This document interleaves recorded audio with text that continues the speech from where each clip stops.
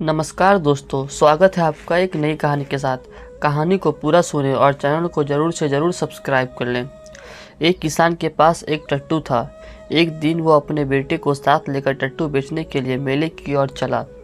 मज़े की बात यह थी कि किसान पैदल चल रहा था। किसान का बेटा भी पैदल चल रहा था।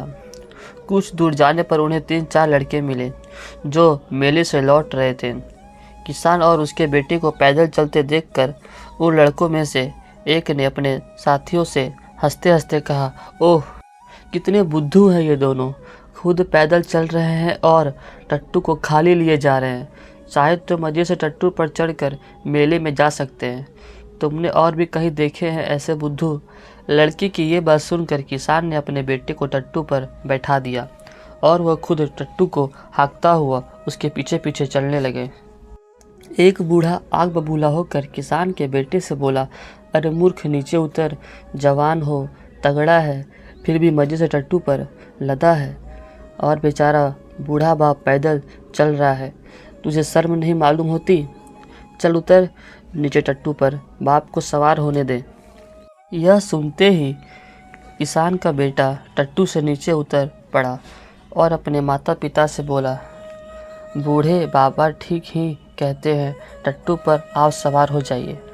बस किसान टट्टू पर बैठ गया और बेटा उसके पीछे पीछे पैदल चलने लगा। थोड़ा आगे बढ़ने पर उन्हें कुछ स्त्रियां मिली जो अपने बच्चे को मेले दिखाकर लौट रही थी।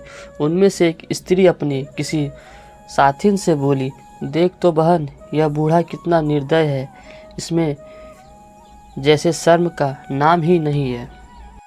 यह तो बड़े मज़े से टट्टू पर सवार है और बेटा को ऐसी धूप में पैदल घसीट रहा है।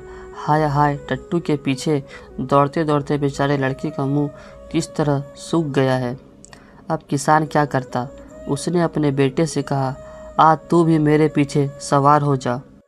बाबा जी पहले आंखें फाड़ फाड़ कर घूरते रहे, फिर मुंह बनाकर बोले, अरे भाई, यह किसका टट्टू पकड़ लाए?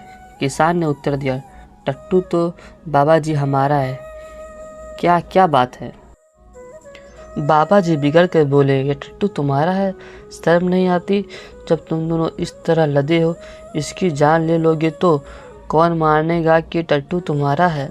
इस पर किसान बेटे सही टट्टू से नीचे उतर पड़ा और उसने बाबा जी से पूछा, बताइए अब हम लोग क्या करें?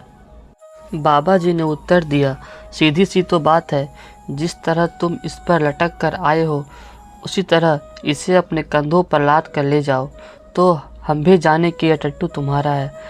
यह कहकर बाबा जी तो लंबे हुए। मुसीबत में पड़ गए वो दोनों बाप बेटे। उन्होंने पहले तो टट्टू के चारों पैर में रस्सी कस कर बांधा और उनके बीच में एक मजबूत लकड़ी डाल दी। उसके बाद वे उसी लकड़ी के सहारे टट्टू को अपने कंधों पर लाद कर आगे बढ़े। टट्टू इससे कष्ट में पड़ा तो लगा जोर जोर से चीखने चिल्लाने।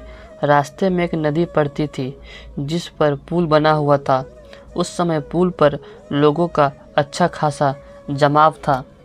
जब उन्होंने देखा कि 2 आदमी लकड़ी के सहारे जिंदा टट्टू को अपने कंधों पर लादे चले आ रहे हैं तो वे बहुत चकराए, फिर बस उन्हीं की ओर दौड़ पड़े और लगे जोरों से तालियां पीटने।